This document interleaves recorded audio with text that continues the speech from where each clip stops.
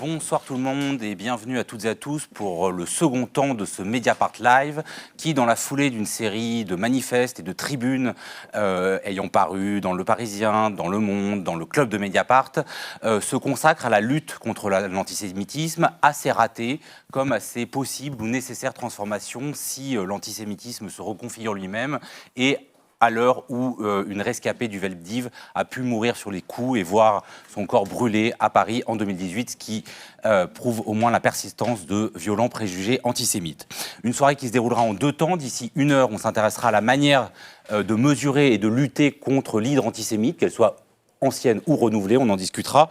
Mais tout de suite, nous posons assez brutalement la question qui a alimenté beaucoup des textes qui ont paru ces jours-ci dans la presse, à savoir le fait de savoir s'il existe un antisémitisme spécifiquement musulman, une interrogation qui, je le dis tout de suite, en amène immédiatement 2 autres, savoir si la gauche ou une partie de la gauche aura été trop tolérante vis-à-vis de cet antisémitisme, mais aussi savoir si ceux qui accusent aujourd'hui l'islam ou les musulmans d'être hostiles aux juifs ne cherchent pas à simplement accuser l'islam et les musulmans tout court.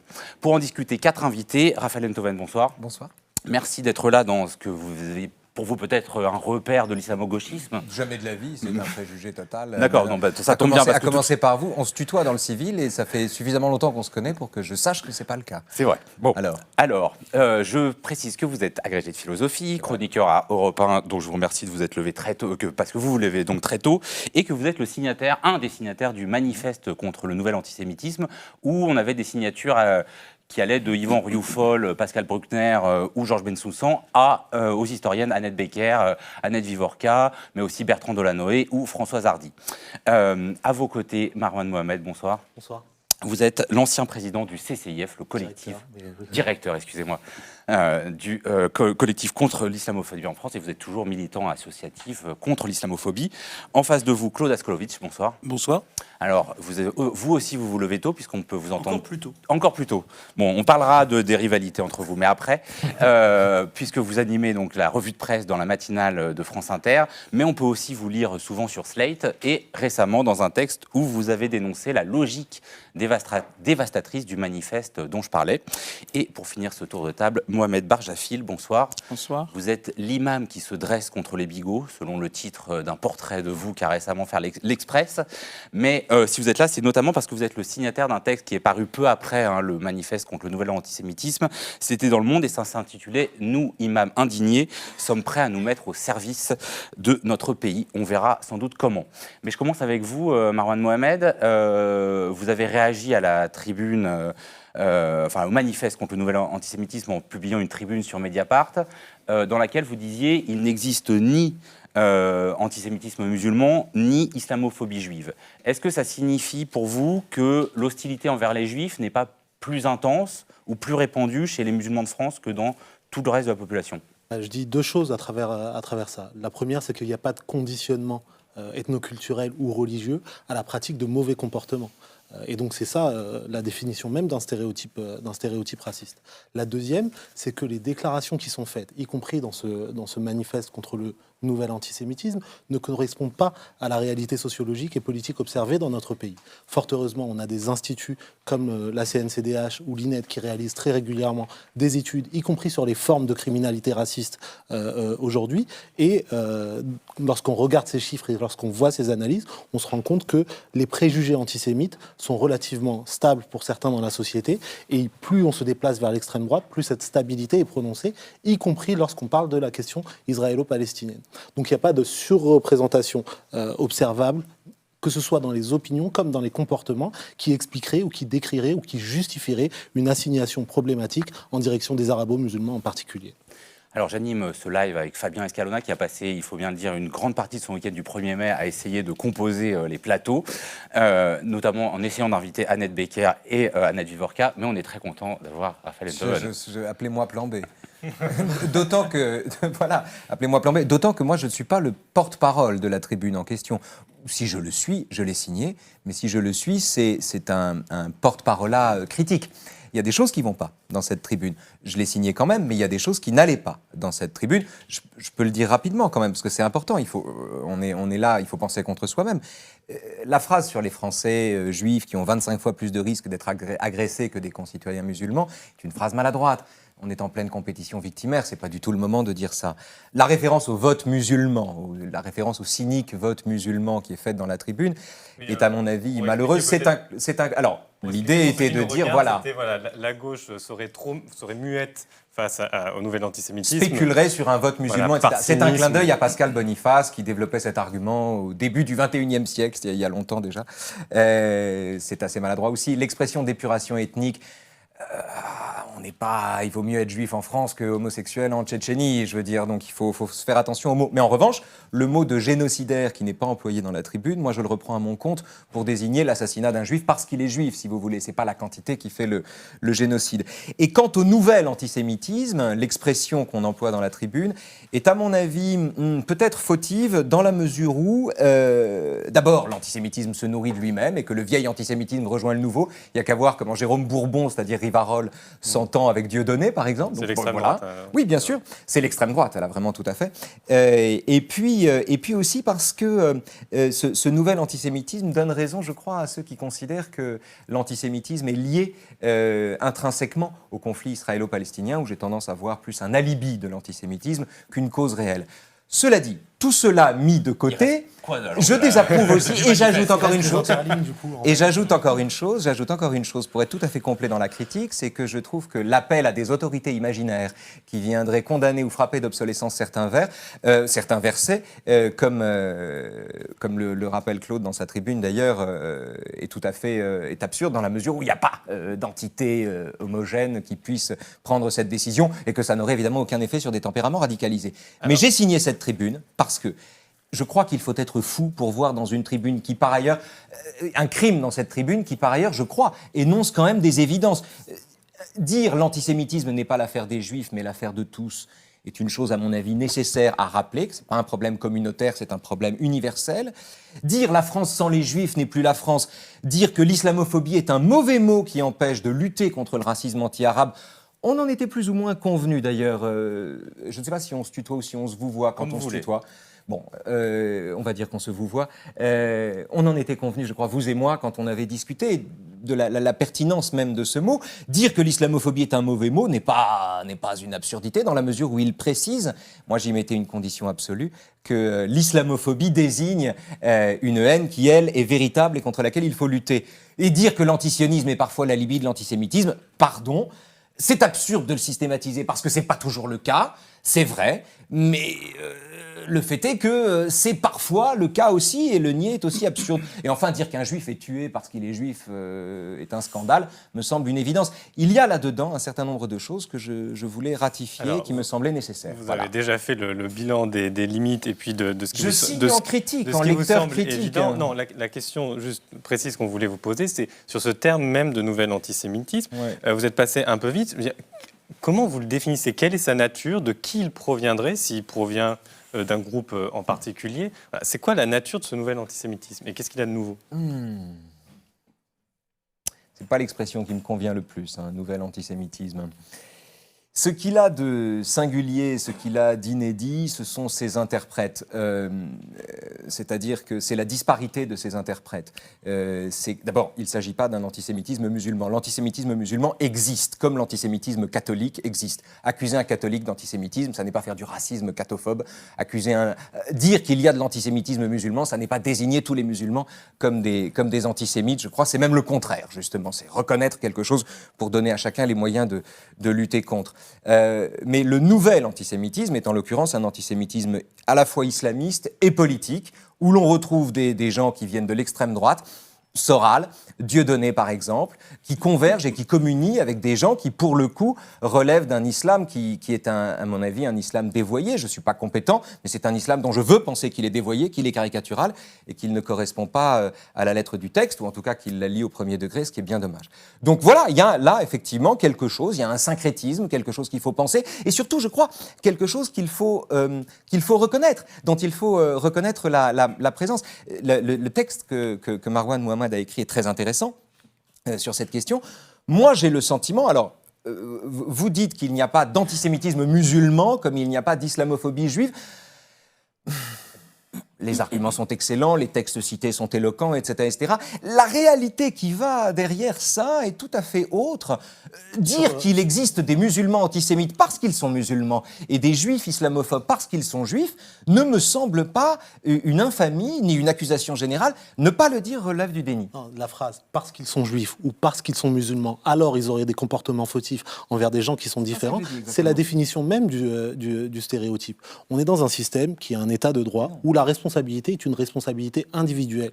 Donc c'est ça qu'il faut essayer de mettre en cause et c'est ça qu'il faut essayer de problématiser. Et si on considérait qu'il y avait quelque chose dans le judaïsme comme dans l'islam qui pousse à des comportements fautifs, à des comportements d'exclusion, à des comportements de violence, alors on observerait ça dans tous les contextes où il y a des juifs et des musulmans, ce qui n'est pas la réalité partout à travers le monde. Alors, ça n'est pas ce que dit la tribune. Il faut qu'on écoute aussi nos autres invités. Je vais passer la parole à Claude Askolovitch parce que Raphaël Antoven l'a dit, vous avez répliqué à la tribune du Parisien, mais en réalité, cette question d'un nouvel antisémitisme, d'une nouvelle judéophobie, disait à l'époque Taguieff, ça fait depuis le début des années 2000 que c'est un thème de réflexion et un thème qui court. Ça correspond aussi à une hausse objectivée en fait, des actions antisémites qui sont recensées par les commissions dont vous avez parlé. Vous, dans votre texte, vous parlez d'une logique dévastatrice dans le fait de dénoncer un antisémitisme musulman. Est-ce que ou un nouvel antisémitisme, en fait. On navigue entre les deux.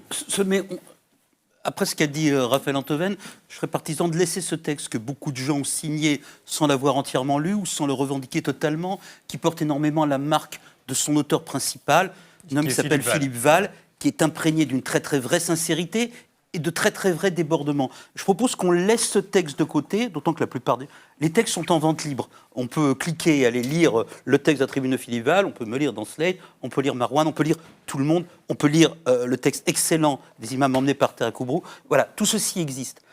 En revanche, le phénomène de l'antisémitisme, ou du, j'ouvre les guillemets, nouvel antisémitisme, c'est d'abord une réalité sociale. Avant que ce soit un débat entre nous qui sommes relativement peu souvent victimes, même si le petit garçon de Raphaël a eu à subir des ordures antisémites sur les réseaux sociaux. Avant d'être... on en reparlera. Mais on en reparlera, mais je veux dire, c'est d'abord une réalité sociale qui frappe la France par surprise, concomitamment à la reprise des hostilités entre Israéliens et Palestiniens après l'échec de la conférence de Camp David, ce qu'on appelle le début de la deuxième intifada. Personne ne s'y attend. Je ne dis pas que la situation était fantastique dans les quartiers populaires. J'ai souvenir, moi, jeune reporter, d'avoir couvert, ça devait être en 90, des affrontements de bandes entre petits loulous juifs et petits loulous blacks. C'était à Sarcelles, avec un phénomène de territorialité. Les uns venaient plutôt du coin Gare-Sarcelles, du coin de la gare. Les autres montaient la garde devant la synagogue, sans y aller pour autant. Voilà. Il y avait eu, en 1967, au moment de la guerre de 6 jours, des batailles rangées entre juifs et arabes, entre guillemets, on ne parlait pas de musulmans à l'époque, autour de la guerre des 6 jours, et les militants d'extrême gauche, dans mes souvenirs, les Mao, mais j'étais très petit, étaient venus les séparer parce que c'était insupportable aux progressistes de voir deux minorités s'affronter. Pourtant, ces choses-là existent, ne me choquent pas plus que ça fait partie des fonctionnements sociétaux. Personne ne s'étonne, dans les pays où on accepte les définitions aussi communautaires, de voir West Side Story, portoricain, contre... Voilà, tout ceci existe. Donc la situation n'était pas rose. Mais pas horrible non plus, simplement il y avait un non-dit, comme souvent en France, on ne regarde pas la société. En revanche, début des années 2000, reprise de la violence entre Israéliens et Palestiniens, terrorisme palestinien, répression israélienne, tout le monde connaît ça. À ce moment-là, des Juifs se font attaquer physiquement dans des quartiers populaires. Et il apparaît, je suis à l'époque journaliste au Nouvel Observateur, je couvre ça, que souvent, très souvent, les auteurs viennent de cette partie de la population qui est arabo-musulmane, des quartiers, des jeunes issus de l'immigration, certainement pas tous, mais les auteurs. Quelque chose se cristallise à ce moment-là, dans l'appréhension des uns et des autres. Il y a des contre-exemples absolus. Vous verrez une école musulmane à Aubervilliers prêter son bus scolaire à une école, dans mes souvenirs, loubavitch juive, parce que le bus avait été brûlé, je ne sais plus, ou attaqué. Donc il y a des phénomènes qui existent. Mais la France est prise par surprise. À ce moment-là, et c'est là où on peut parler de la gauche, Jospin gouverne et ne voit rien, Daniel Vaillant est ministre de l'Intérieur et est en général un mauvais ministre de l'Intérieur sur toutes les questions de la sécurité des biens et des personnes. Et ce phénomène-là non plus, il ne le voit pas. Donc il y a un retard à la compréhension des autorités politiques de l'époque, également des médias. Je suis un des premiers à le faire. Marianne le fait, sous la plume de journaliste avec laquelle je ne suis pas toujours d'accord, loin de là, qui s'appelle Martine Gozlan, mais qui le couvre aussi. Nous sommes quelques-uns, pour des raisons personnelles ou de hasard, à le couvrir. Je n'étais pas ravi de le couvrir, moi, à l'Obs. Je suis d'origine de confession juive, d'une vieille famille sioniste de gauche, mais ce n'était pas spécialement ce que j'avais envie de couvrir. D'ailleurs, un copain à l'Obs dit Asco qui couvre ça communautarise le sujet. Non, ça communautarise pas, mais moi, ma culture, c'était plutôt le football anglais. Mais ça existe. On est donc dans les années 2000, Jospin Vaillant ne le voit pas, la presse a un petit retard à l'allumage, et il y a une incompréhension et une vraie souffrance de compréhension. Et là, je parle du camp progressiste, on est à Mediapart. Il y a deux manières historiques d'être progressiste en France, et ces deux manières-là vont s'opposer. On est du côté des Juifs comme minorité, et ça vient du choix fondamental de Jaurès au moment de l'affaire Dreyfus. Où on est fondamentalement, je mets des guillemets, du côté des Arabes, du tiers-monde, des peuples à se libérer, et c'est le choix fondamental des porteurs de valises, des colonisateurs, etc. Et à ce moment-là, dans un phénomène de projection, et c'est à ce moment-là que les premières idioties de Pascal Boniface vont jouer, il semble y avoir une contradiction entre la défense des Juifs consubstantielle à une gauche depuis Jaurès et la défense des Arabes consubstantielle à une gauche depuis la décolonisation et même avant, et qui va passer par SOS Racisme, par la défense des minorités. Et il y a un choc, et ça ne se fait pas. Et donc vous avez 2001-2002, jusqu'à l'élection de la défaite de Jospin, cette espèce de latence. Après, personne ne parviendra à la dépasser. Vous avez, alors même que, et là je parle de cette communauté juive à laquelle j'appartiens par mains aspects de ma vie, mon père, mon épouse décédée, de ma famille, je connais tout cela. Vous garderez dans les communautés juives ce sentiment que quand bien même tout le monde en parlerait, et tout le monde va en parler après 2002, tous les tenants de l'autorité dans ce pays vont en parler, ce sera Sarkozy à l'intérieur, ce sera Villepin à l'intérieur et à Matignon, ce sera plus tard Valls qui incarnera ça, c'est aujourd'hui Macron, tout le monde en parle. Mais alors même que toutes les autorités légitimes de ce pays, toutes les autorités de l'État en parlent, alors même que oui, des journalistes vont le couvrir, vous aurez toujours dans les communautés juives organisées, et encore une fois, il y a d'abord une réalité sociale, le gosse qui va à l'école, qui se fait casser la gueule, etc. Et tout ce qu'on a connu, ce sentiment de ne pas être entendu. À un moment donné, ce sentiment de ne pas être entendu va rejoindre la réalité physique, j'en termine pour ne pas monopoliser, et vous aurez des moments d'absolue solitude dans les communautés juives. Symboliquement, c'est une manifestation à Toulouse après les attentats de Méra, où la communauté juive est pratiquement seule à prendre le deuil, porter le deuil du rabbin Sandler et des enfants qui ont été assassinés. Vous avez eu la manifestation après l'assassinat de Ilan Halimi, je ne les mets pas sur le même plan. Ilan Halimi est tué par des voyous antisémites, le rabbin Sandler, Myriam Monsonego, les enfants du rabbin Sandler sont tués par un djihadiste, mais peu importe. Vous avez ce sentiment d'absolue solitude qui perdure et qui imprègne aussi la tribune que signe Raphaël, et à mon avis, pour ces raisons-là aussi. Pour autant, cette solitude est artificielle. J'en termine, et très rapidement. Ce qui frappe dans cette affaire de l'antisémitisme, c'est qu'en dépit de la condamnation unanime de toutes les autorités étatiques de ce pays, tous les ministres de l'Intérieur qui se succèdent depuis 2002 et même avant expliquent que quand on touche à un cheveu d'un juif, on touche à la France. En dépit des mobilisations, en dépit de l'armée qui a été déployée devant les institutions juives après les attentats de 2015, en dépit de tout cela, quelque chose dans la société semble être plus fort que la jactance, que les proclamations, que les sincérités, que les cris. Et c'est d'abord la jactance que je reprocherais au fond à la fameuse tribune. La jactance, la proclamation. Nous demandons solennellement de modifier le Coran. Ce truc-là qui ne sert à rien. Non, pardon, Raphaël, je m'excuse, j'aurais même pas dû. Mais juste, en dépit de tous les mots, une part de la société continue à être violente et hostile aux Juifs. Et oui, vous aurez des déplacements de population. Et oui, vous aurez des gens qui en ont marre. Et oui, vous aurez des gens qui font leur alia pour aller en Israël, parfois aussi parce qu'ils se font chier en France et que la société israélienne semble être plus vivace en matière de nouvelles technologies. Plein de raisons de bouger. Mais l'idée qu'en dépit de toutes les paroles officielles, il continue d'être non pas périlleux, mais d'être parfois hasardeux, d'être juif en France, et parfois dramatiquement périlleux, quand des femmes se font assassiner chez elles, eh bien, cette idée est une souffrance absolue dans les communautés juives, mais aussi pour ce pays, parce que la parole des autorités, l'engagement de l'État n'y fait rien. On a l'impression que la société a échappé à l'État, parce que dans la société, on continue de stigmatiser, voire de battre, voire parfois de tuer des juifs. Et ça, c'est quelque chose que la France n'arrive pas à résoudre. Je pense qu'il faudrait reprendre le problème totalement autrement. Voilà. Le nouvel antisémitisme, d'abord un antisémitisme qui réapparaît, des esprits sincères et des esprits manipulateurs, des gens indignés et des néo-maurassiens trop ravis de s'en prendre aux musulmans constateront que le nouvel antisémitisme n'a de nouveau que l'identité de ses auteurs.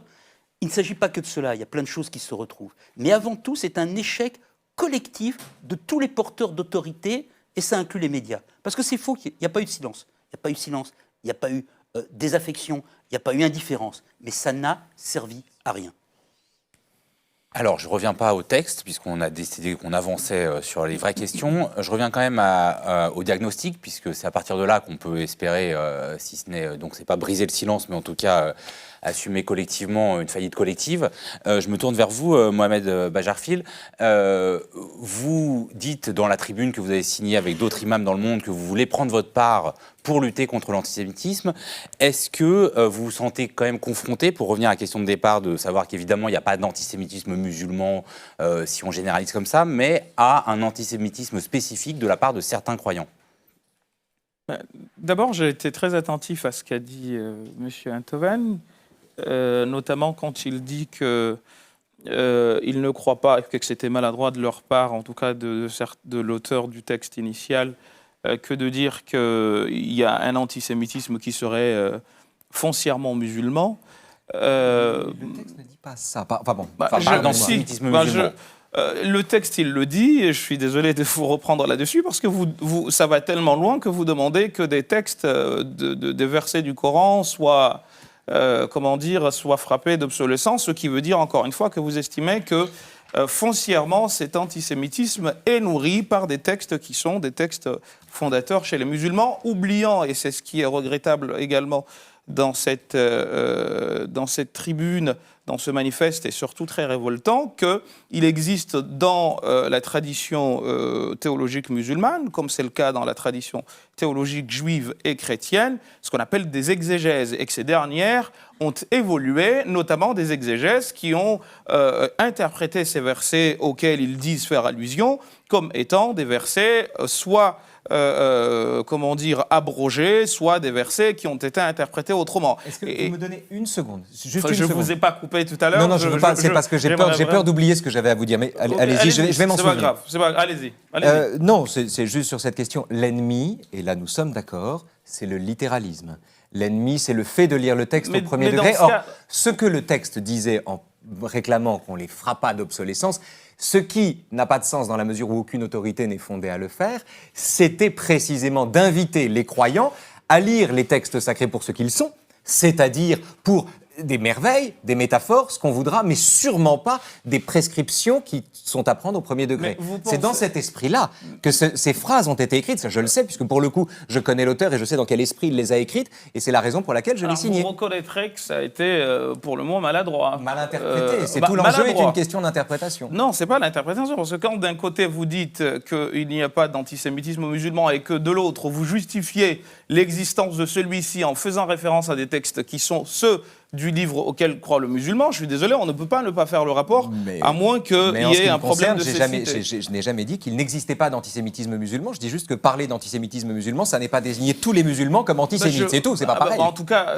ce que vous reprochez, monsieur Mohamed, tout à l'heure, c'était de dire qu'on serait antisémite parce que musulman, ou parce que chrétien, ou parce que ceci et cela. Et en faisant référence, encore une fois, au texte fondateur de l'islam, je suis désolé, sincèrement, ça démontrait deux choses très rapidement. La première, c'est une ignorance crasse de ce que c'est que la culture théologique musulmane. J'ai été très étonné d'ailleurs de voir qu'à l'intérieur des signataires, il y avait des théologiens musulmans.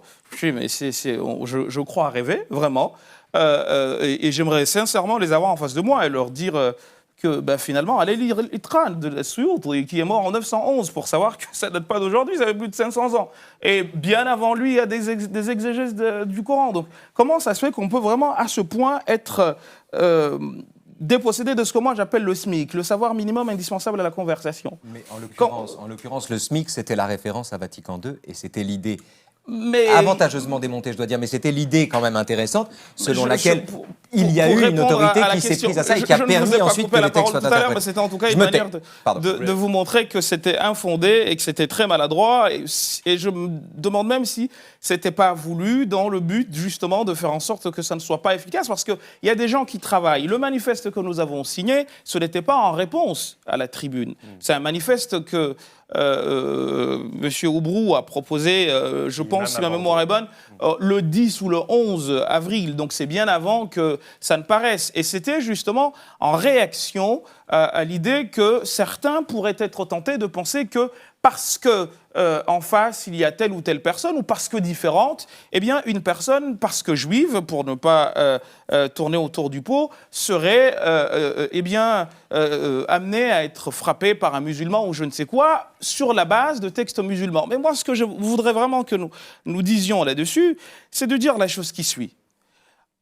Il y a même pas 6 mois, il y a eu en Égypte, dans une mosquée, des gens qui sont rentrés dans une mosquée et qui ont tiré sur la foule. Et il se trouve que cette idéologie-là est la même qui fait des victimes parce que de confession juive. Et si on ne comprend pas qu'il existe un continuum entre les deux, mais qu'on veut au contraire séparer, mais au fond c'est opposé, c'est ce dépourvoir de cette possibilité, ou plutôt de cette force ô combien importante, qui réunirait tout le monde pour faire face à un ennemi commun, un ennemi qui s'appelle la lutte, c'est la haine de l'autre, quelle que soit sa couleur. Parce que, encore une fois, nous qui sommes là parce que musulmans ou parce que français ou je ne sais quoi, nous sommes les cibles potentielles de ceux-là même qui, au fond, n'en ont rien à cirer de ce que sont que les textes. Et on parle de littéralisme, même ce littéralisme-là. Moi, je vous invite à regarder, je ne sais pas si vous lisez l'arabe, lisez un bouquin qui s'appelle Ad-Durar al-Saniyya, le volume 1, page 314. C'est des gens qui vous disent clairement que, et ça c'est le texte fondateur du wahhabisme, qui vous dit clairement que les personnes, nous signataires de ce texte, comme par hasard c'était aussi un manifeste, nous qui sommes les signataires de ce texte, disons que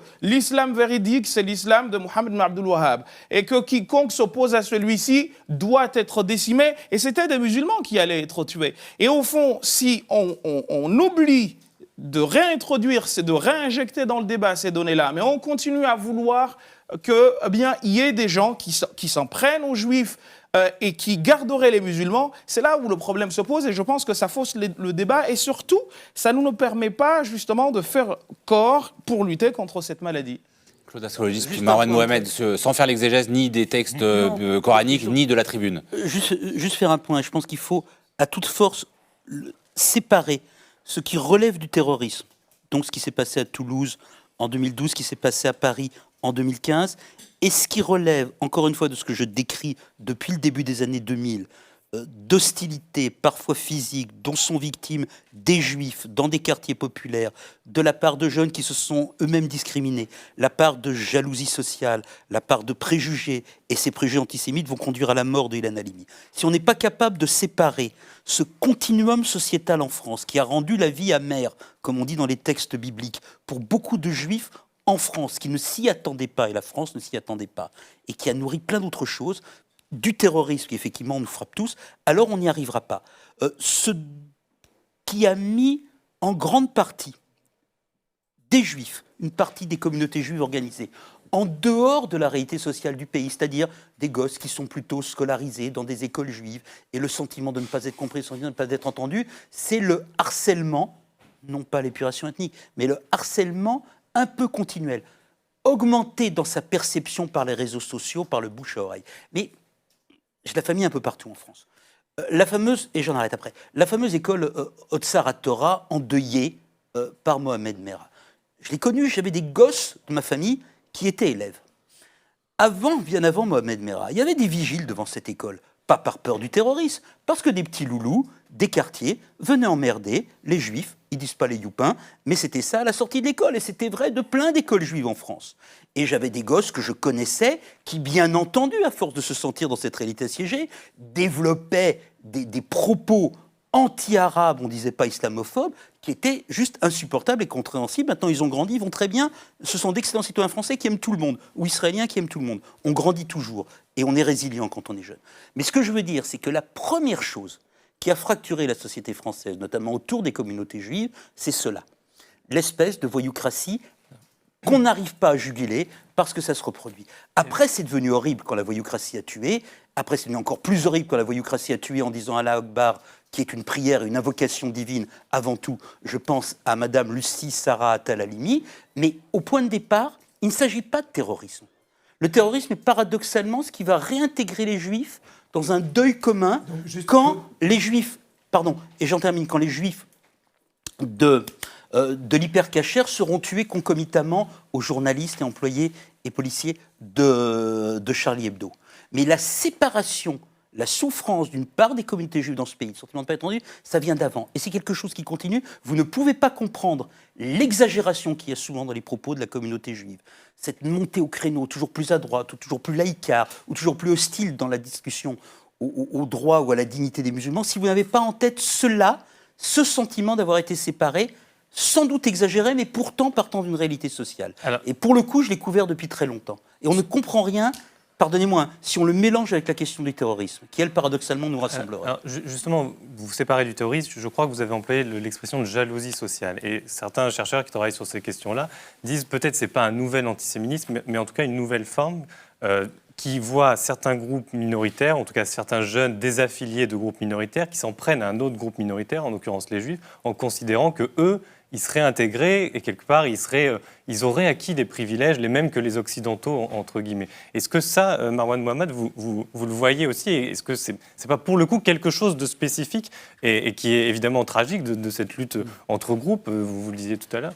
Moi, je fais la part des choses entre l'espace où les gens vivent ensemble et ensuite dans l'espace des représentations qui sont faites de cette vie en commun. Les représentations qui sont faites, parfois des représentations antagonistes, elles ont un aspect performatif. Elles jouent sur la manière dont les gens se perçoivent individuellement et puis ensuite les uns les autres.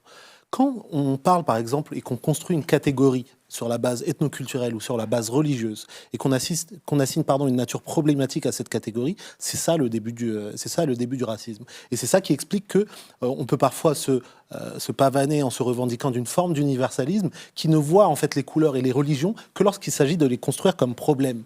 On voit l'assassin et on voit la religion de l'assassin lorsqu'il est musulman, mais on ne voit pas la religion de l'assassin lorsqu'il est le héros qui vient de sauver des vies humaines.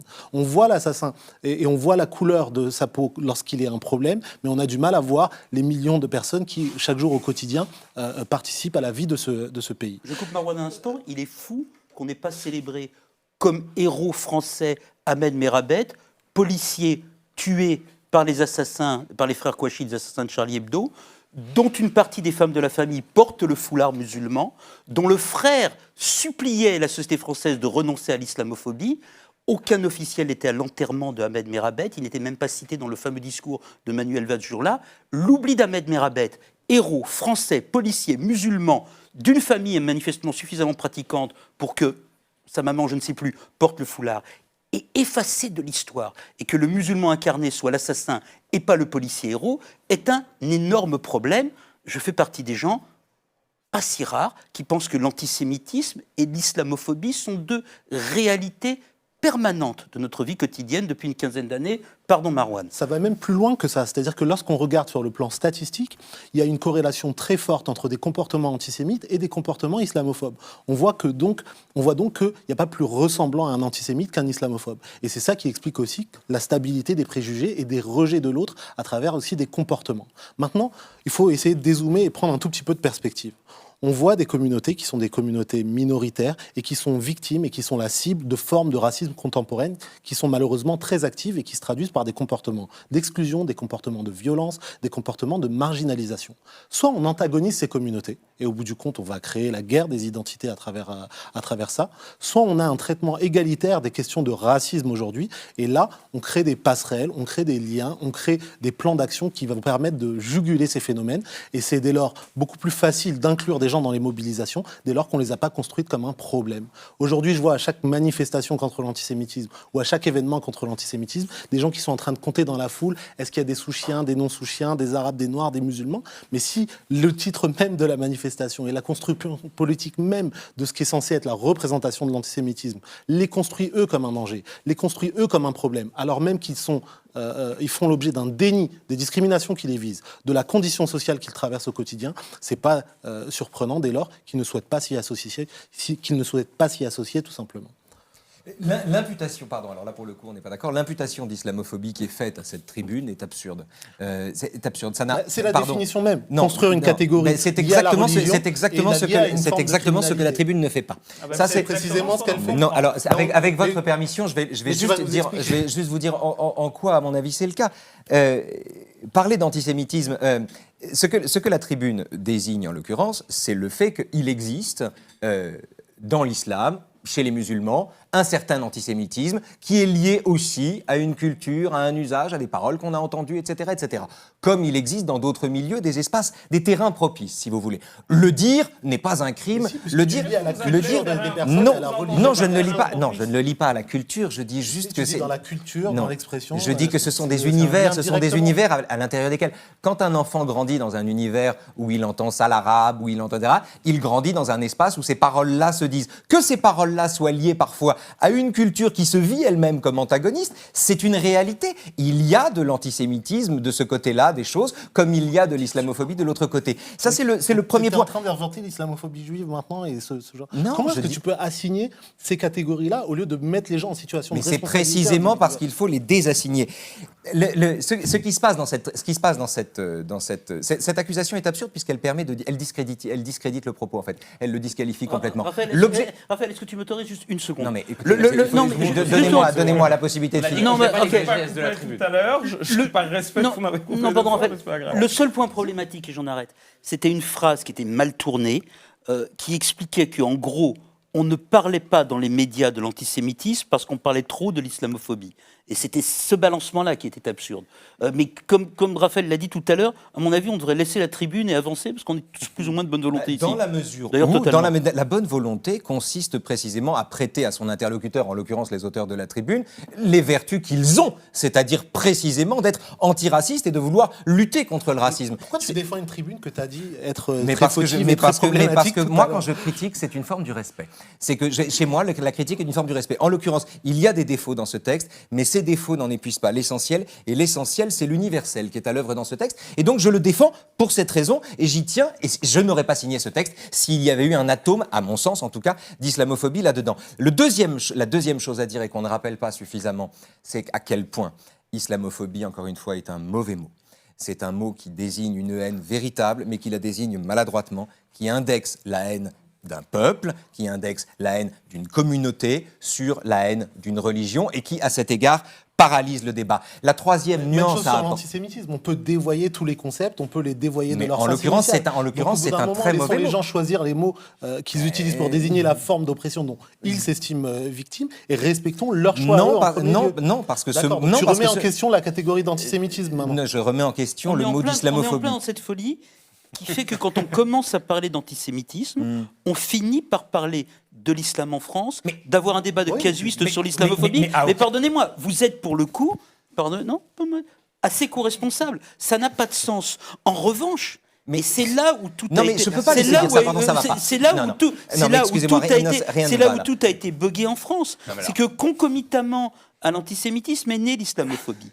Et par instrumentation politique des uns ou par sincérité des autres, ces deux concepts se sont affrontés. Non, mais alors justement, parce que le débat sur le mot même d'islamophobie pourrait nous emmener beaucoup trop loin. Très bien, donc alors moi je vous pose une question.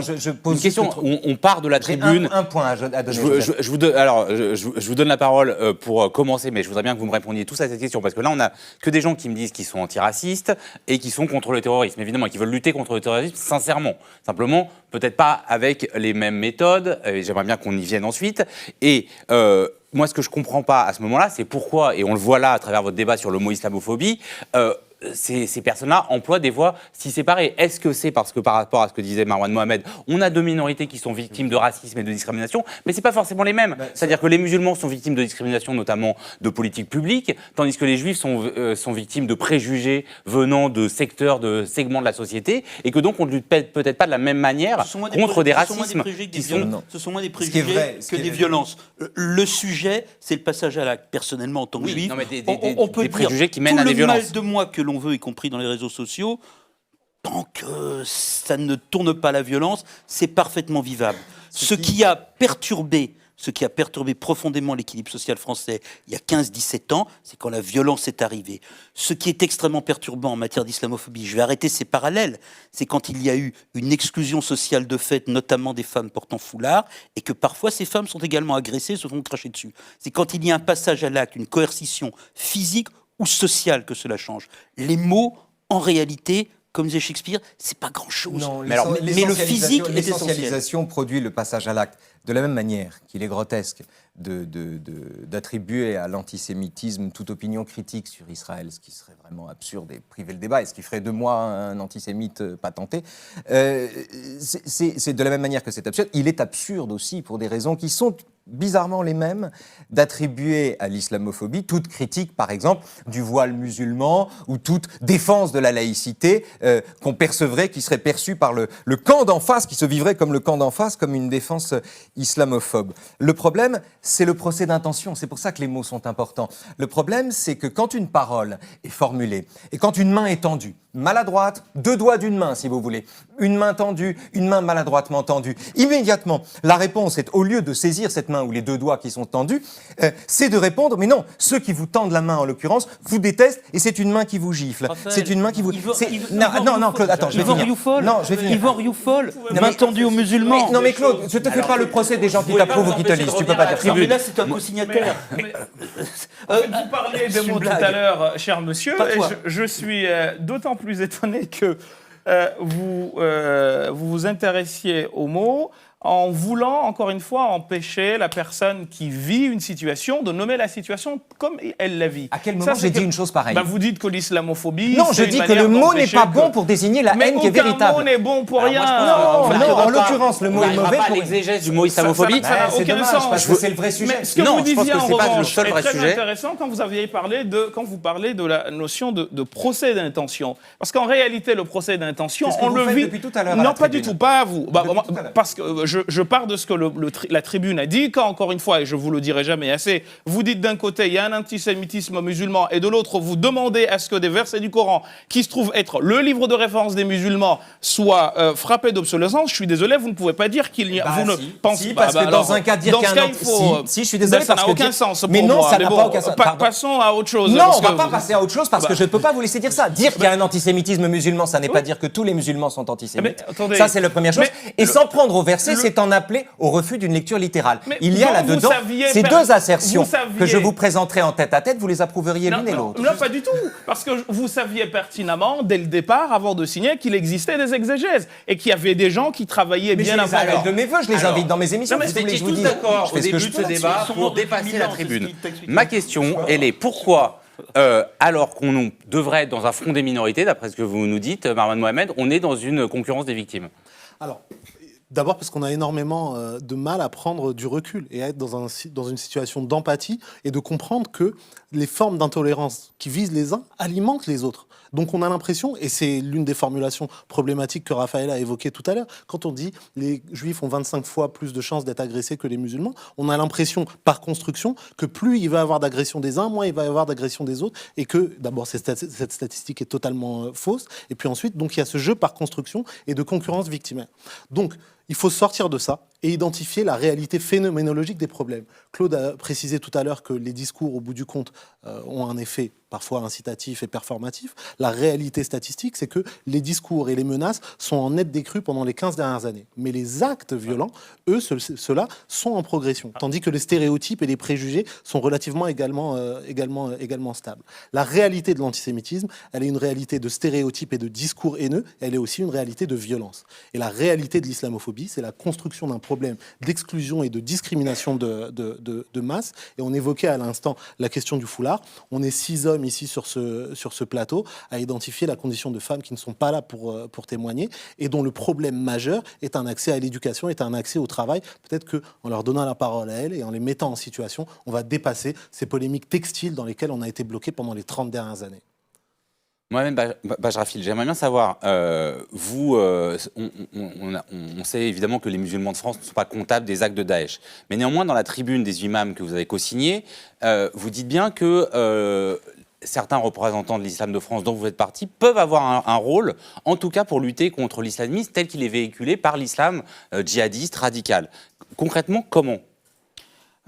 Faire continuer le travail d'exégèse dont on parlait à l'instant, qui...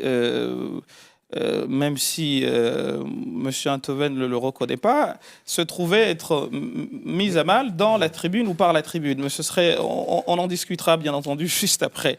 C'est-à-dire continuer un travail d'explication, de contextualisation d'un certain nombre de versets qui se trouvent être utilisés par des gens, des assassins qui, au fond, n'en ont cure. Mais franchement, vraiment, j'aimerais vraiment que ce soir nous comprenions une chose, c'est que l'ennemi principal de ceux dont c'est l'idéologie, l'ennemi principal, c'est le musulman qui, pour eux, est perdu. Le musulman qu'ils appellent murtad, l'apostat ou celui qu'ils appellent le mubtadi', l'innovateur. Pour eux... Pour les djihadistes, on va dire, l'ennemi, c'est le musulman. C'est le musulman, en fait. Et c'est pour cette raison qu'ils s'en prennent à des gens, à des mosquées soufis ou je ne sais quoi. Et tous les jours, on en parle au quotidien. Ce qui est difficile, encore une fois, dans le travail que nous faisons, c'est que quand, d'un côté, nous disons les choses de cette manière, et que de l'autre, un procès d'intention, là pour le coup, nous est fait. Bon, je vois des gens qui nous disent, vous faites de la taqiyya, on fait ce qu'on appelle cacher les choses, mais en réalité, il y a dans le Coran des choses qui poussent le musulman à faire ceci ou cela. Moi, je leur dis tout le temps, mais montrez-moi ces versets, je vous expliquerai qu'il en existe 36 000 explications. Excusez-moi, votre tribune, il me semble, alors je me trompe peut-être, en tout cas moi je l'avais fait, votre tribune, il me semble, avait été saluée par tous ceux qui vous font, enfin dont vous soupçonnez le procès d'intention avait été salué, retweeté, brandi, célébré. Je revois même Luc Ferry brandir votre tribune. Je veux même aller plus loin. Il y a certains qui se sont, justement ceux dont on parle, qui nous ont reproché de s'être couchés devant des gens parce qu'on a parlé d'antisémitisme. En fait, ce qui est regrettable, et je pense que là-dessus nous serons d'accord tous les quatre ici, c'est qu'on essaye d'opposer deux problématiques, deux maladies. L'antisémitisme est une maladie, l'islamophobie en est une. Ce sont des délits qu'il faudrait combattre ensemble et ne pas chercher à faire en sorte que ceux-ci soient plus touchés que ceux-là. Et personnellement, en réalité, moi, ce à quoi j'appelle, c'est qu'au-delà de toutes les appartenances, je vois en vous l'humain. Moi, je veux me battre pour que vous ayez vos droits. Mais c'est en réalité... Ça s'appelle l'universel. On est d'accord. Exactement. La question que je voulais vous poser, et après on donnera la parole à Claude Askolovic qui la demande. Dans la tribune, vous ciblez en fait une jeunesse désœuvrée. Vous dites clairement, cette jeunesse-là, elle est la proie d'une délinquance que vous dites séculière et elle devient la proie de certains radicalisés qui l'emmènent vers une délinquance à connotation djihadiste. Mais en fait, ce qui était frappant, c'est que dans cette tribune, vous dites, voilà, c'est malheureux que ces jeunes se fassent entraîner. Mais en fait, on avait l'impression d'une distance énorme entre les signataires de ce texte et ces jeunes désœuvrés. Encore une fois, pour être sur des questions un peu concrètes, comment est-ce que vous essayez de parler à ces jeunes? Comment est-ce que vous arrivez à les identifier? Est-ce que vous en croisez? Est-ce que vous en voyez qui sont justement perdus, qui sont séduits par des discours de haine? Pour la raison que je vous ai dite tout à l'heure, à savoir que l'ennemi principal de ces gens-là, c'est celui qui ne réfléchit pas comme eux, je ne risque pas d'en avoir. Celui que je risque d'avoir, en revanche, est celui qui pourrait être tenté de basculer. Et dans ce cas, en effet, il existe un discours qui doit être maintenu, qui doit être tenu par tous ceux qui ont voix au chapitre et qui officient dans des ministères du culte. Ça, c'est la première chose. La deuxième chose que nous avons dite dans la tribune, c'est qu'en effet, il s'est agrégé, il s'est assemblé un certain nombre de choses, dont certaines ont été celles auxquelles Claude faisait allusion tout à l'heure, à savoir justement ce désœuvrement qui réunit pas mal de choses. Le complotisme à 2 francs 6 sous, nous serions là parce que nous avons été cooptés par un système. Vous savez, c'est assez complexe et c'est la raison pour laquelle je refuse personnellement que l'on veuille simplement demander aux imams ou aux musulmans en tant que tels de s'occuper d'un problème qui les dépasse. Mais de très loin, chacun doit, comme dans une auberge espagnole, faire la part de son travail, mais ne pas être montré du doigt. Ne venez pas me demander à moi d'assumer tout seul un problème qui me dépasse de très loin. Faisons en sorte que chacun prenne la main de l'autre et qu'ensemble nous fassions face à cette maladie nouvelle qui est cet excès de violence. Et pour m'arrêter, l'antisémitisme doit être combattu par tous les moyens. De la même manière, les autres racismes doivent être combattus. Je pense que c'est là-dessus en réalité qu'ils jouent. Parce qu'ils se disent, tiens, là, ils ont parlé d'eux. Regardez, par exemple, notre tribune, on l'a signée. On a parlé de l'antisémitisme. C'était normal parce qu'une femme venait d'être sauvagement abattue, etc. Mais ils n'ont même pas eu le recul de se dire, mais en fait, c'est normal. Quand tu vas chez le médecin et que tu as mal au ventre, le médecin ne va pas te parler de cancer, tu as mal au ventre. Donc là, il y a un problème qui venait de se poser. Nous avions signé une tribune pour dénoncer l'acte barbare dont cette dame a été victime. Mais tout de suite, il faut qu'on... Ah ben non, il faut que vous parliez d'islamophobie. Oh, mollo, j'ai le droit de parler de l'islamophobie quand un acte islamophobe se produit, quand une barbarie antisémite se produit, je dois également avoir le droit de le dire. Mais vous savez, les esprits sont tellement échauffés qu'on n'a même pas le temps de dire des choses aussi banales. Vous voulez réagir, Claude Ascolovici? Les esprits sont échauffés, en même temps la société est différente. Au milieu des attentats du Bataclan et des attentats qui avaient endeuillé l'11e arrondissement de Paris, il y a une femme qui est morte, qui était, je crois, d'origine algérienne, Arki, dont le compagnon, enfin, s'était séparé, était un restaurateur juif. Ils avaient une petite fille ensemble. Je connaissais bien le restaurateur, s'appelle Grégory Rabenberg. Sa compagne, son ex-compagne, étaient de famille musulmane. Il y a des gens qui vivent aussi. Et dans tous nos discours, et je dois y participer aussi, on oublie qu'il y a des réalités sociales, que la société parfois est plus intelligente, parfois plus sauvage, beaucoup plus sauvage qu'on ne le croit, parfois plus résiliente, plus intelligente et plus avancée. Quand je disais tout à l'heure que les proclamations, la jactance qui est propre à nos métiers, je suis dans la jactance, trop souvent. Les politiques sont dans la jactance, les politiques sont les proclamations. Les pétitions collectives, quelles qu'elles soient, sont dans les proclamations. Et on s'écoute écrire. Et même Tarek Oubrou et Mohamed Bajrafil, quand ils font un très beau texte pour parler de leur impuissance, écrivent bien et s'entendent écrire. Et je ne sais pas si j'écris bien, mais je m'entends écrire. Et je ne sais pas si Philippe Val écrit bien, mais il s'entend écrire. Plus on s'entendra écrire, nous autres qui avons la chance de tenir la parole, moins on entendra et moins on laissera vivre, respirer la société. On n'est pas capable en France d'admettre les conflictualités internes à la société. Les sociétés anglo-saxonnes l'admettent mieux. Tout le monde savait que dans les quartiers d'immigration, je vous ai dit, les portoricains n'aimaient pas les Irlandais, qui n'aimaient pas les Juifs parce qu'ils avaient tué le Christ, et ça souffrait plein d'exceptions, et ça s'organisait, peu ou prou. Nous n'avons pas, nous, parce que nous avons eu des valeurs supérieures, intégrationnistes, rassembleuses, nous ne savons pas expérimenter une société qui est fragmentée aussi en raison des origines. Et donc nous avons une lutte douloureuse à faire en France, tous ensemble. Nous ne savons pas non plus en France admettre que l'État, les autorités, la police, même les plus bienveillantes, ne peuvent pas combattre, éradiquer les pensées mauvaises qui habitent la société. Toutes les paroles de messieurs Sarkozy, Hollande, Valls, Macron, Collomb, j'en passe et des meilleurs, n'ont pas extirpé l'antisémitisme de la société. Parfois ont excité l'islamophobie parce qu'effectivement, il n'y a pas le même discours. Ça a excité, les paroles peuvent faire. Apaiser, elles ne savent pas. Et donc, on est dans cette impuissance-là.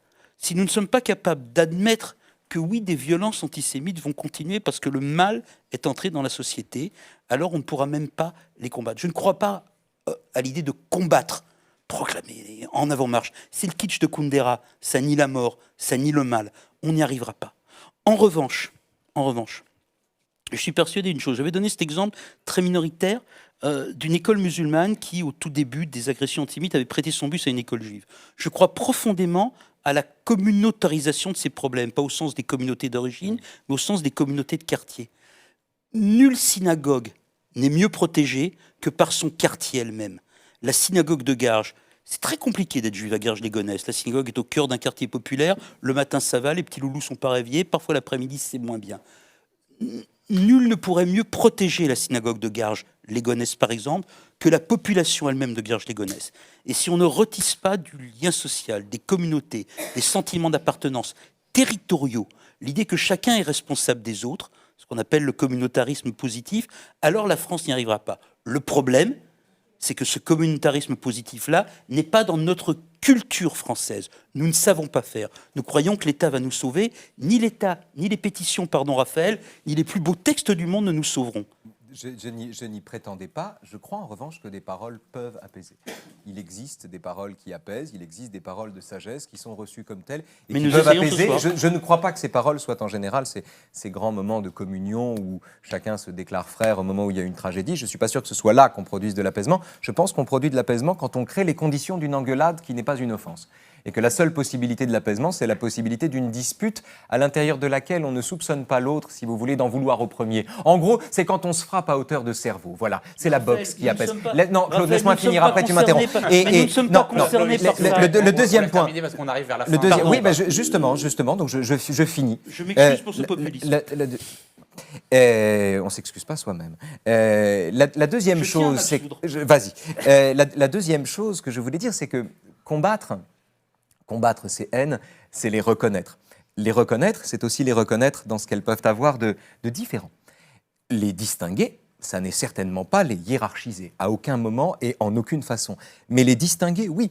Par exemple, marquer que l'antisémitisme est une haine dont la particularité, comme l'homophobie d'ailleurs, est une haine qui se porte sur un autre, comme dit Jankélévitch, imperceptiblement autre. On est plus dans la haine du même que dans la haine de l'autre. Ce qui est une nuance très importante. Dans le nuancier de la haine, c'est un élément important. Ça n'en fait pas du tout une haine privilégiée ou une haine singulière. Toutes les haines sont singulières, mais méritent justement d'être singularisées par un discours. Je crois que quand on combat pour des nuances, on contribue aussi à l'apaisement. Et enfin, la dernière chose que je veux dire, je sais qu'il ne faut pas être trop long, j'essaierai moi de ne pas l'être. La dernière chose qu'il faut dire, c'est on a longtemps glosé sur les cultures de l'excuse en disant voilà, vous pouvez pas indexer sur des conditions sociales ou sur l'enfance de quelqu'un les crimes qu'il a commis. Les Kouachi ont eu une enfance difficile. Les frères Kouachi, c'est les tueurs de Charlie Hebdo et de l'hypercacher, ont eu une enfance difficile. Hitler aussi. Donc il n'y a aucun sens à le faire.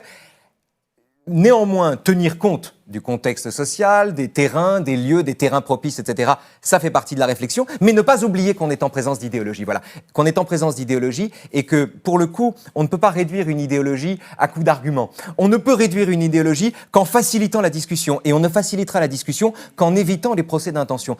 En ce qui concerne cette tribune, je termine là-dessus, en ce qui concerne cette tribune, je trouve, et je ne l'aurais pas signé sinon, que les procès d'intention en islamophobie qu'on lui fait sont injustes et font que, du coup, le débat qu'elle aurait pu susciter, le débat contradictoire et critique chez certains signataires, eh bien, on passe à côté. C'est ça que je regrette. Voilà. Marwan Mohamed, d'un mot pour conclure provisoirement forcément cette discussion. 2 mots. Le premier, c'est sur le plan des idées. Dans notre société, il faut l'imaginer comme une espèce de place de marché des idées. Les idées, même les plus marginales, même les plus radicales, même les plus problématiques, elles se régulent au contact, pas à distance. Le fait qu'on soit capable de débattre, le fait qu'on soit capable de contre-argumenter, d'amener les uns et les autres à se décentrer, c'est ça qui fait qu'une idée problématique va être minorée au fur et à mesure, pas parce qu'on l'a interdite, mais juste parce qu'on en a rendu la pleine mesure. La deuxième chose, c'est qu'il y a un vrai enjeu aujourd'hui pour les causes progressistes. C'est est-ce qu'on est capable d'entrevoir la différence non pas comme un problème, mais comme une part de ce qu'est le récit français contemporain. Lorsqu'on sera capable de dire et d'affirmer et de mettre en œuvre une égalité réelle qui se traduit dans des faits et pas dans des slogans, là on aura réellement lutté contre toutes les formes de haine. Lorsque l'expérience quotidienne de nos concitoyens, c'est qu'ils peuvent être fiers de porter leur kippa, de porter leur foulard, de rien porter du tout, de porter leur coupe afro, de vivre leur spiritualité, leur part d'identité, leur parcours et leur choix personnel de manière différente, sans se sentir assignés dans ce rôle-là, alors là on aura fait un pas réel et on ne sera plus dans un universalisme de proclamation, mais d'expérience sociale. C'est ça la réussite de notre pays.